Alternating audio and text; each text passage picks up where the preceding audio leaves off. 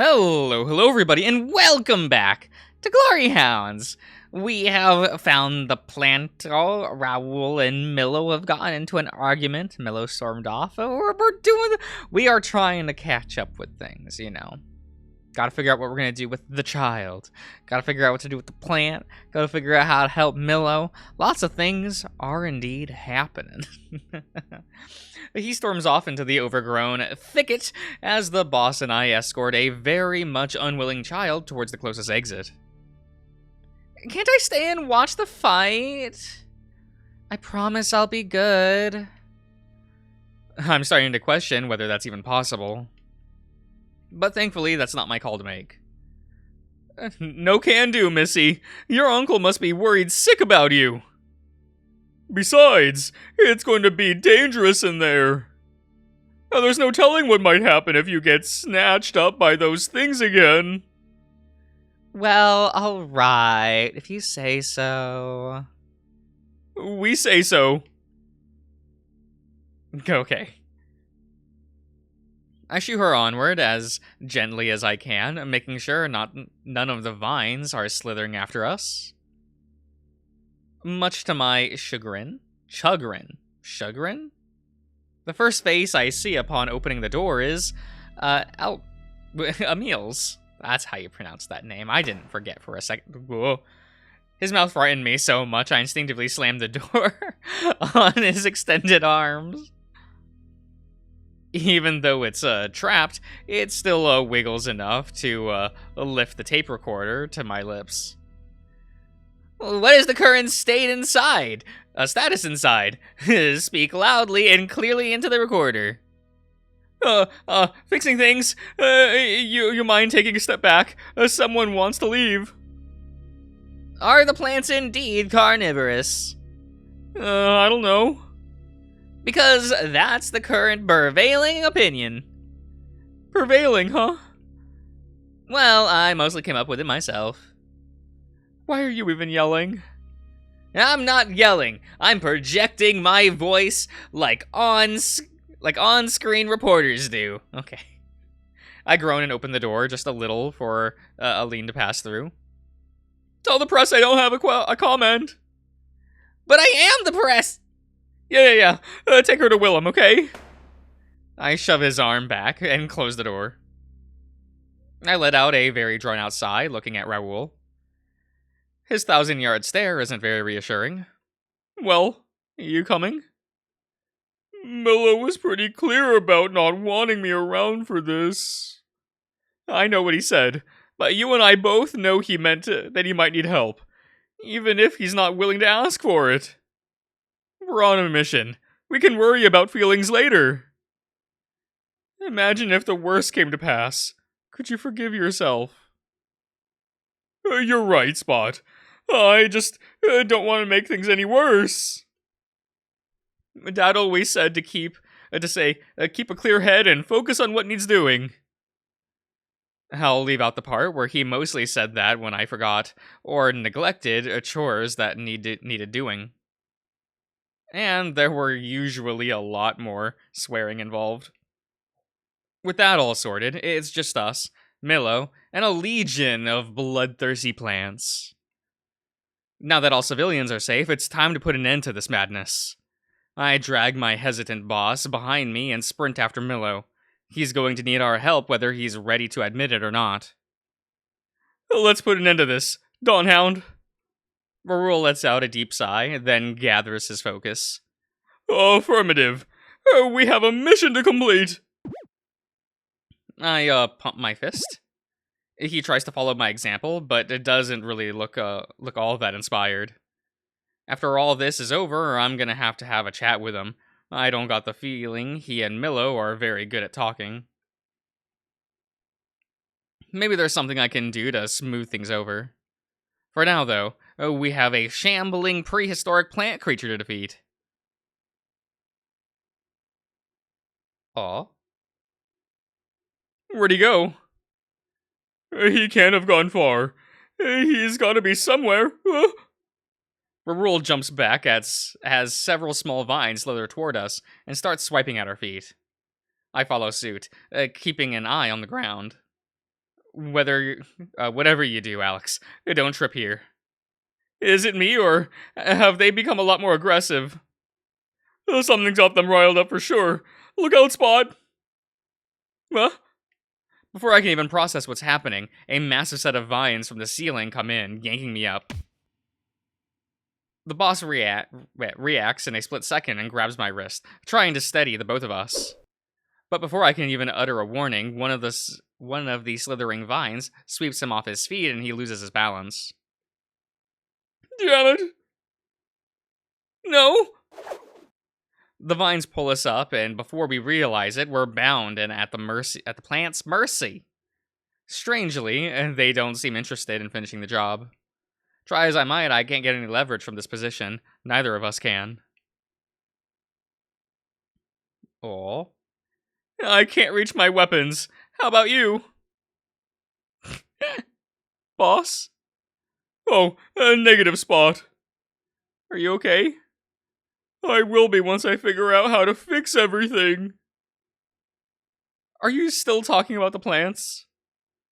Our conversation is cut short by the sound of thundering footsteps. A shape approaches from behind a pillar, slowly and deliberately. Oh. Oh. Look at this fella. Look at this guy. You do not belong here. Begone. Please listen to me. We're just here to help Milo. He's our friend. All right? Come on, Raoul. I need you to put a little more oomph into it, for all of our sakes. I will eliminate all threats. The creature seems to shake as if possessed, grasping at its own head before locking onto us. Boss, if you have any creative ideas, now's the time. I'm trying! The monster moves in closer, one of its arms flexing erratically. Begone! Begone! I'm about to lose it and scream for help when I notice another shape approaching, not too far from the commotion. Milo. Halt! Oh my god. Halt. I can't remember. It's been a few days since I've recorded. The crow stands several paces away from the creature, brandishing the gardening shears. There's something about him that unsettles me more than any of the plants. Your fight is with me. Let these two go. They came to destroy us. If you side with them too, must be neutralized. You will stand down and wait. Milo takes a few steps forward, ignoring the vines all along the floor, until they're almost directly underneath me. The creature seems to observe him intently, but doesn't interfere. Oh. I don't fully understand what's going on between those two. Oh. With a slash and a snip of his shears, that's what it says, Milo frees me from my vines. I land awkwardly on the hard tile, but I'm glad to be free of all the same. It takes me a second to get my bearings, and I notice Milo stares directly at Raoul, who's hanging unflatteringly from the vines. Milo? I told you not to follow. Once again, you disregard my advice, and do as you please with no regard for consequences. I am starting to grow rather tired of this.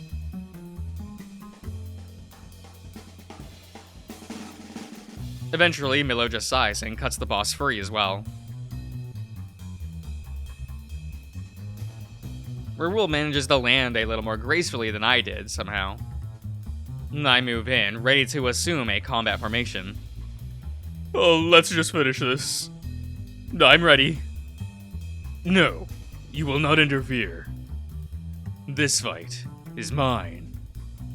You can't be serious. I told you before, assistance will only slow me down. I know what to do. You have done enough already. I cannot put finger on it, but there is something about creature. Do not get in my way this time. Okay, I believe in you. I lower my arms, though not necessarily my guard, and stay close to Raoul. If any of these vines try anything funny, well, they had better not try anything funny.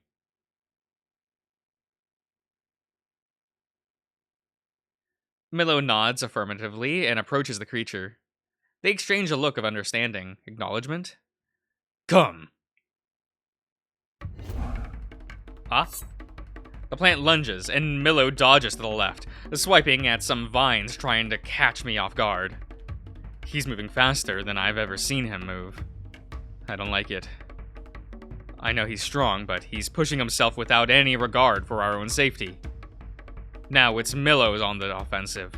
He aims for the monster's right arm.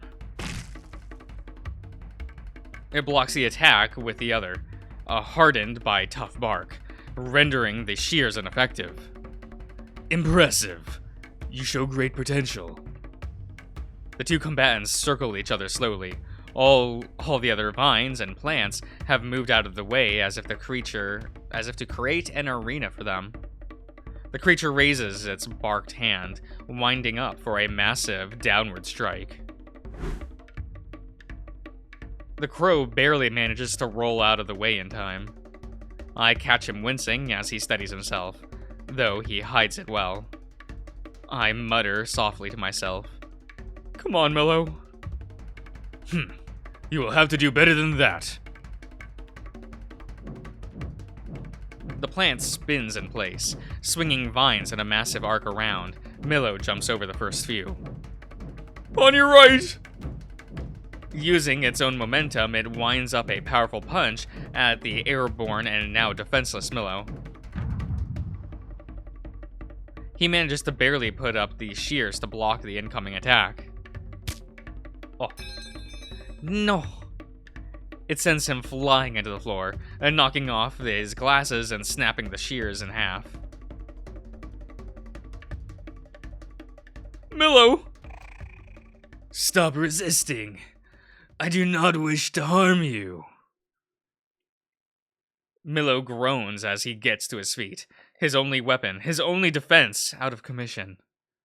Or, so I'm led to believe. Before I can even ready myself to jump into the fray, he gestures for me to halt and get up from on his feet, panting slightly. I am not so easily defeated. Raoul nods silently next to me, putting a paw on my shoulder. I watch as Milo packs up one half of the shears in one hand. You think you have incapacitated me, but I was trained for two-weapon combat. He spins the two halves of the shears around in his palms. Sparks fly as metal scrapes bark. Milo's demeanor completely changed. No, excuse me. What had been a slow, methodical style so far is turned into what I can only describe as a whirling dance of death. Milo twirls, spins, and slashes, focusing not on damage, but on deflecting. He doesn't even exert himself. It's like he's showing off. Not just for the monster, but for us. It's a side I've never gotten so much as a glimpse at while we were training. Every attempt to ram into him is parried. Every vine is cut in half. Leave me be. I cannot. I will not. You are my responsibility. It falters at hearing those words. I have taken care of you every day for a long time. Surely you must remember. Silence!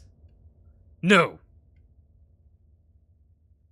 As the creature heaves one of its barked arms up in the air, Milo jumps up and grabs onto it with the grace of a dancer, climbing it like a tree. It would not behoove me if I were to stop you when you are in so much pain. When the creature attempts to rest, rest him off? West? Where rest? W. Okay. The Milo pulls back his leg and kicks him in the face. I hear a low groan as it finally crashes to the ground. As it does, its bark-like skin cracks like an eggshell, falling around in several parts. It reminds me a little of a knight losing its armor, except in this case, the knight is... Huh? It seems to be a person. Looks like some kind of tiger. His fur, or what I can see of it seems like it has the texture of, mown grass. That is what that says. And smells like it too. Milo raised one of his makeshift swords at him, and when his unconscious body doesn't stir, he nods and tosses the halves of the shears aside. He tilts his head up and takes a long breath. Then, without saying another word, he stares at his hands and falls on his knees. I didn't see any tears, but I hear quiet, pain sobs. While Raoul exercises caution, I take a few steps towards the crow. Letters are disappearing and reappearing, guys. It happens to me sometimes, more than I would like to admit, but you all know. You all know. Are you all right? I am not, but I will be. I had hoped to never have to fight again. Not like this. I look at Raoul and nod. He walks over, trembling, about as hard as Milo is himself, and puts a hand on his shoulder. Milo doesn't protest.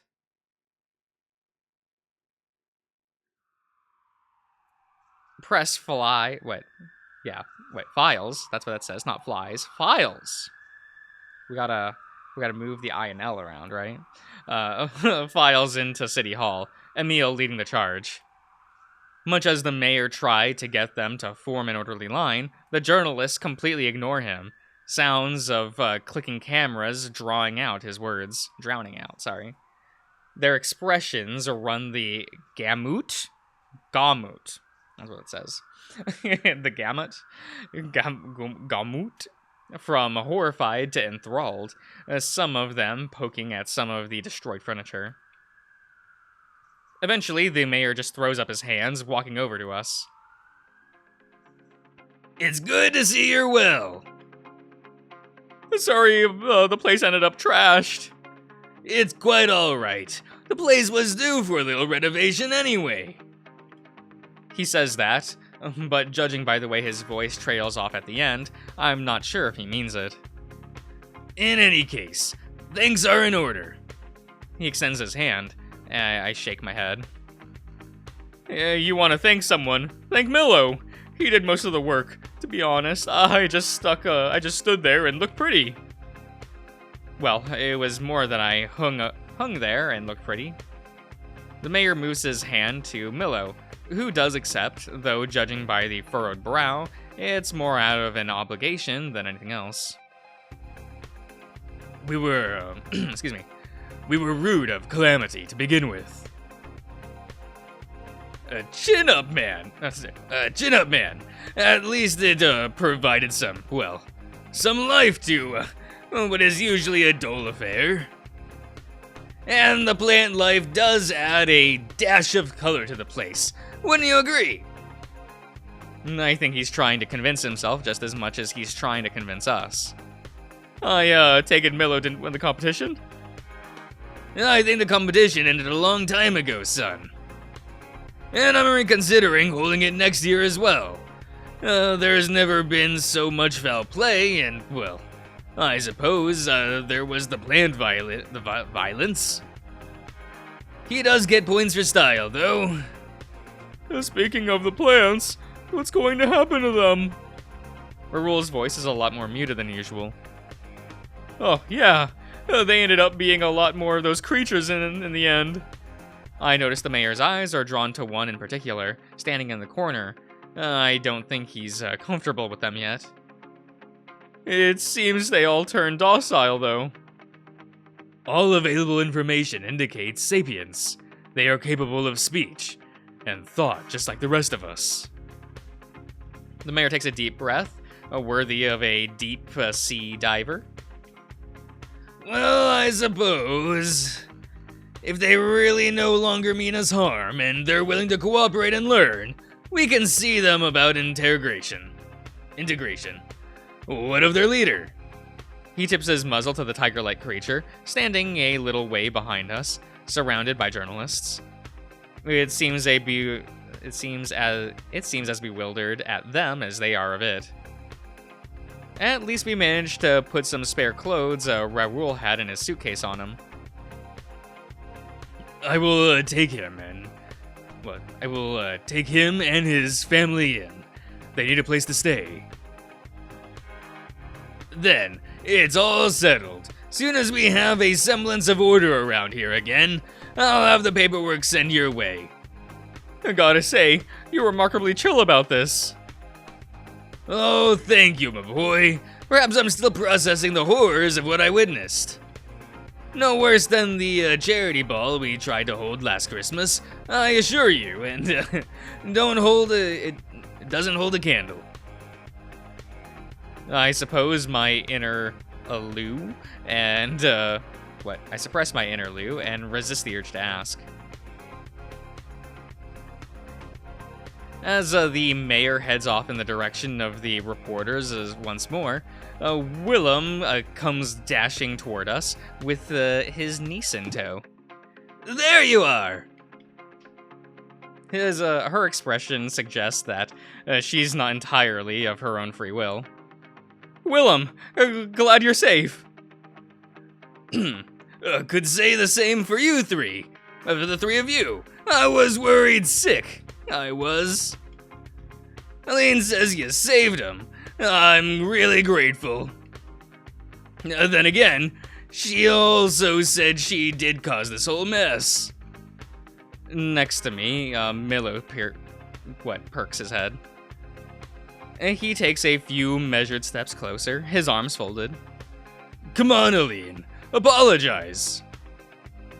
I'm sorry. What? I didn't catch that. I'm sorry! Your apology is accepted. And next time, however, you won't be getting in my way. Next time we meet on the field of battle, I expect you to give it your all. No tricks, no herbicide. I know you are skilled enough to beat me if you set your mind to it. Aline stops mid tirade. Her eyes go growing wide. Do you actually mean that, Mr. Drozdov? I do. Milo and Aline shake hands. But I will still win. Hey! As they continue to argue, I look at Raoul, who's closing his suitcase and slowly walking toward the door. Emil tries to grab his attention, but he brushes him off. So much for the exclusive interview. It'll have to wait a couple days. We had a bit of a rough time of it. It can't wait a couple days, Alex. Breaking news has to be, well, breaking! I'm sure the mayor would love to give an interview. Why am I being volunteered? Excuse me. Master Raymond. Mr. Drozdov? Come with me.